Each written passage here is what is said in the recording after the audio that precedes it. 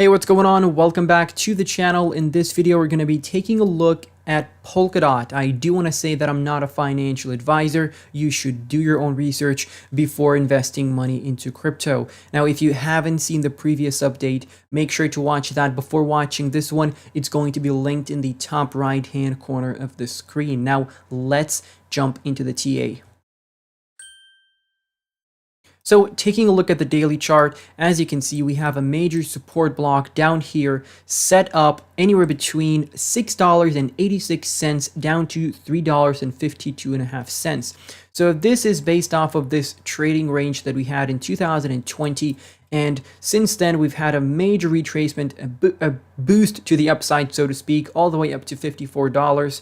And then we're moving back down and we're coming back into this support block, into this trading range that we created in 2020. We're retesting it and now we're starting to move up to the upside. So a lot of people are very unhappy with the Polkadot's price. In my opinion, the lower it stays and the longer it stays at these low levels, it's actually beneficial to everyone because you're able to buy into the token at a cheaper price. Because once you're going to see this major breakout that altcoins are going to have, hopefully sometime this year, then you're going to be sorry that you didn't buy Polkadot at $6 when it's sitting at $12. So you have to understand that at some point it is going to break to the upside. Their developers are one of the hardest working developers in the space right now. So a lot of people are coming into my comment section and saying that Polkadot is a dead project or something. Well, Polkadot is not a dead project. First of all, since December, it has had a nice 85% move to the upside. And since then, it has seen a pullback just like every single altcoin into March. And right now, since the December low, we're sitting at a 43% profit. I don't think that's a dead project, at all. So what we've done here is we have retraced all the way up to our local high here in November, and we saw a move to the downside from there all the way down to the 0.382 fib. So the important thing right now would be breaking above this yellow resistance block. So it is set up from $6.75 down to $6.39. And this was our support back in June, back in July, then we broke above it in September. We back tested it as resistance and then we started rolling over from there. So we back tested it as resistance once again in January and February. We came back down. So now the important thing for us would be breaking above this resistance block and then coming back down and holding it as support. That is going to solidify us. And that is going to be the foundation of the next move to the upside. This is going to be the major support level that we're going to be looking at. So anything below this resistance block is going to be a major buying opportunity. If you haven't bought in here at $4.30, I would still be buying in here at $6.13. My average buying price is somewhere around $6.70, I think. So this is what I think about Polkadot and Polkadot's price. If we see a capitulation in the markets, there is a strong possibility that Polkadot is going to drop alongside all of the other altcoins. So you could be looking at a nice entry here at $4.87, which is the 0.236 fib. You can also be looking at one of these trend lines that we've broken above. So this light blue trend line that we have not retested as support yet, we can come back all the way down there and back test it as support because, as you can see, we had one test of resistance, second test of resistance. We broke above here and we almost came back down to back test it, not quite. So with the potential pullback, we can drop all the way down there. And from there, we might see a move to the upside. So this could be your amazing entry level into Polkadot if you're still eyeballing, prices below $5. But what's important to keep in mind is that we do not want to be losing this low, because if you lose that low, that means you're simply continuing the downtrend, this long-term downtrend that we've been in. So you want to be holding this low.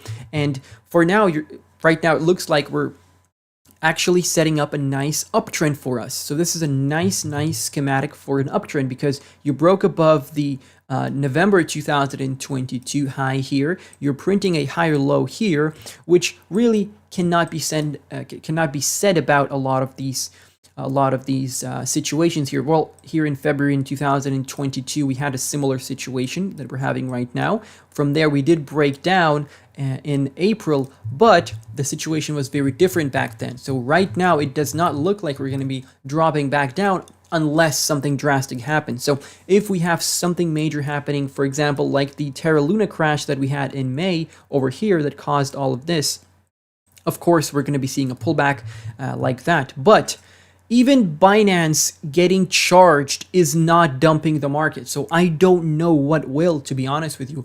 Like if Binance goes under, that will probably sink the markets. Other than that, I don't really think there's a lot left really to dump the markets with, because they literally, quite literally, threw everything at Bitcoin, everything in the under God's green earth, they threw it at Bitcoin, and we had these massive pullbacks. So now there is nothing left to throw at the crypto markets, because we've gone through all the liquidations, everything. So from here, in my opinion, we have bottomed out for the bear market. So this is our bear market bottom, in my opinion, unless we see a black swan event, which for now I don't think we're going to be seeing any, but obviously no one can expect them. That's why they're called a black swan. Now, taking a look at the daily RSI here. So what has happened is that we broke out of this channel down pattern, and we're looking to hold this support block once again. So we had a little fake out here in March this year and a little fake out in December below this major support block that we have. So I'm going to change the color of that to let's do blue. So this major blue support block, diagonal blue support block, has been holding us as support since May of 2022, and each time you came back down to it, you had a bounce to the upside. So a very similar thing could be happening over here, where we see a bounce in April and we see a move to the upside into May, and we run into resistance, or we run into that light blue resistance trend line there. So that could be a major level for us to look at.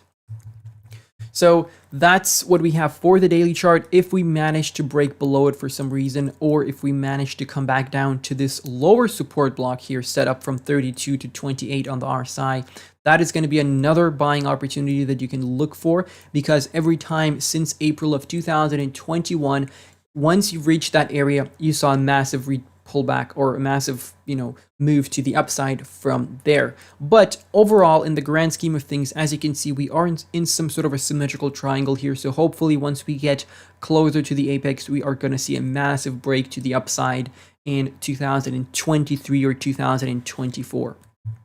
So that is going to be actually June of 2023 in July. So closer to the end of the summer, that's probably when we're going to be seeing a massive, massive move to the upside. On top of that, I'm expecting a bull trap in September/August, because that's usually when we have those bull traps. Now let's switch over to the weekly chart.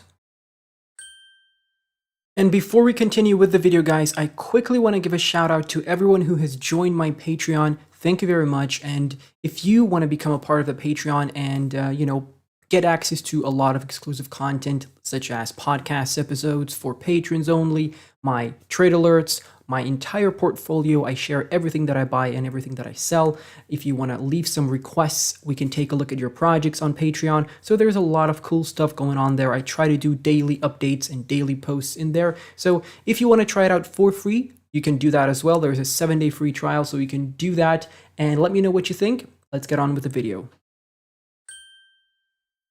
Okay, quickly taking a look at the weekly chart. I don't want to take any more of your time. So right now we're below the 20 EMA. That is not a very nice spot to be in, because we want to be holding the 20 EMA as support.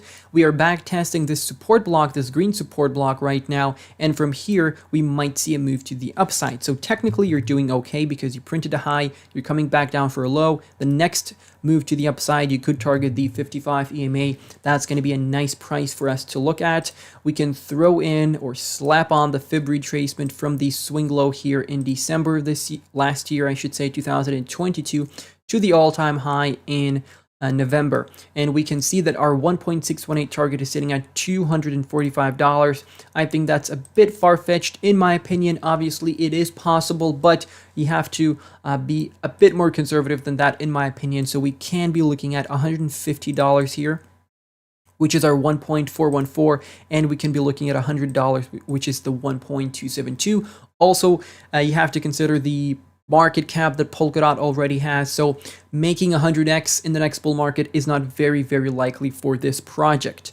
And taking a look at the weekly RSI here, as you can see, we have still not retested this area. So this yellow support trend line at 40.4 is a massive support trend line that we need to backtest as support, because we broke above it here in January and we haven't seen a backtest yet. So that is what I'm looking for in case we see a pullback. If you see the RSI hanging around that yellow trend line, you can target that for entries. You can also target the support block here that we broke out of in January and we still haven't backtested it as support. So obviously, I would like the prices to go even lower so I can buy in even more, but at some point we have to understand that the prices will break out and they're probably not coming back down to these lows, probably ever for some altcoins. So yeah, that's pretty much everything for this video. If I missed out anything important on the charts, please let me know down below in the comment section. I'm going to see you in the next update. Take care.